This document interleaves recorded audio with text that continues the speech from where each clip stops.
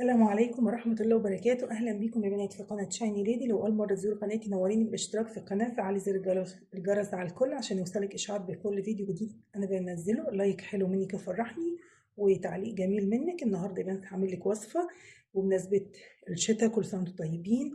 وصفة ترطيب وتفتيح للبشرة، وكمان بتخفف الالتهابات، وكمان بتزيد من إنتاج الكولاجين في البشرة، كمان بتزيل التجاعيد والبقع الداكنة وبتفتح. وصفة حلوة جدا يا بنات، بتوحد كمان لون البشرة.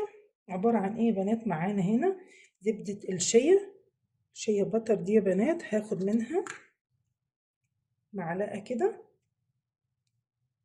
من زبدة الشيا. وزبدة الشيا يا بنات معروفة بانها بتقلل ظهور التجاعيد، وكمان بتقلل حب الشباب، وكمان بترطب البشرة، بتمنع التشققات، وبتخلصك من الهالات السوداء. كمان يا بنات بتوحد لون البشرة، كمان مفيدة للبشرة الحساسة، وبتعالج كمان حروق الشمس. دي زبدة الشيا. خدتها كده هفتفتها كده سهلة هي.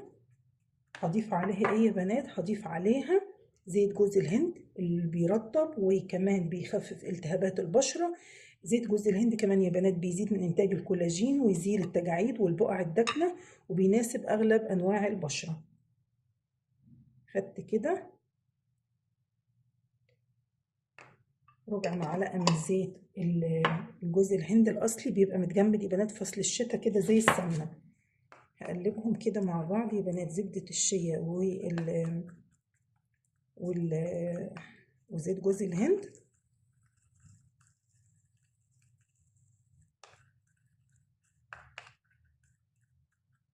وهيبقى زي كريم ترطيب كده يا بنات، تحطيه كل يوم بعد ما تخلصي شغل بيتك.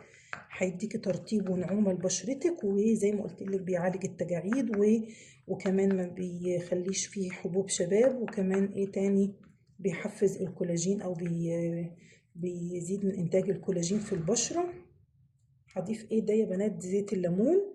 ده زيت الليمون انا برضو عاملاه يا بنات، سهل وبسيط وطريقته سهله، وعملته قبل كده برضو معاكم في القناه. مش فاكرة ولا عملته ولا.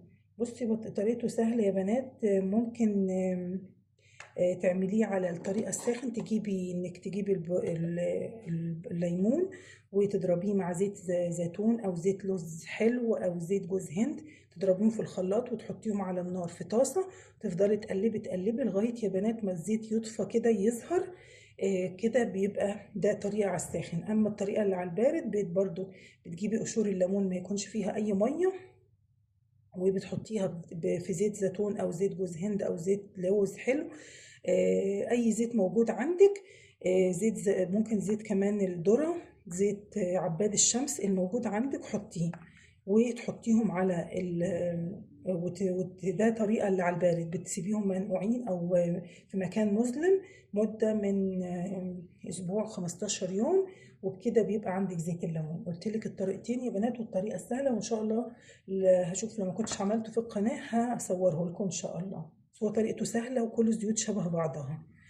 حطيت كده زيت الليمون، تحفة جدا يا بنات. بعد كده يا بنات هعزز الوصفة بإيه؟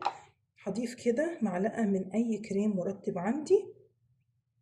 أنا عندي هنا زيت إيفا كريم إيفا بالجليسرين. ده هاخدت منه كده معلقة. هيبقى يا بنات كريم مرطب تحفة.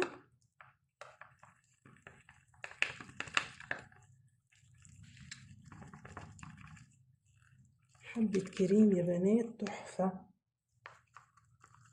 اهو يا بنات، شكله جميل جدا وفي اي عبوة فاضية.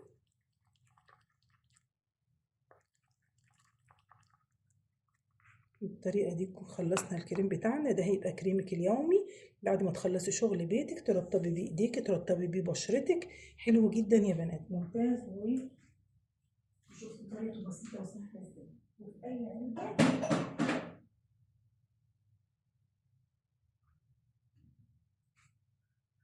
عندي مثلا العلبة الصغيرة دي كده، هحط فيها الكريم بتاعي.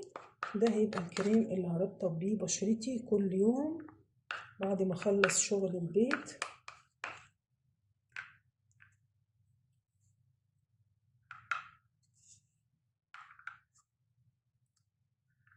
اهم حاجة يا بنات الترطيب فصل الشتاء، نحافظ على ترطيب البشرة وترطيب ايدينا، ما ننساش رجلينا. بس وبكده نكون خلصنا الكريم بتاعنا يا بنات. يا رب يكون عجبكم طريقة عمل كريم لترطيب البشرة وينفع للإيد للبشرة وللإيد وللرجل وأي منطقة عايزة ترطبيها في جسمك. ممتاز جدا، ينفع للجسم كله يا بنات. يا رب الوصفة تكون عجبتكم. واسيبكم على خير وارجع لكم فيديو جديد، والسلام عليكم ورحمة الله وبركاته.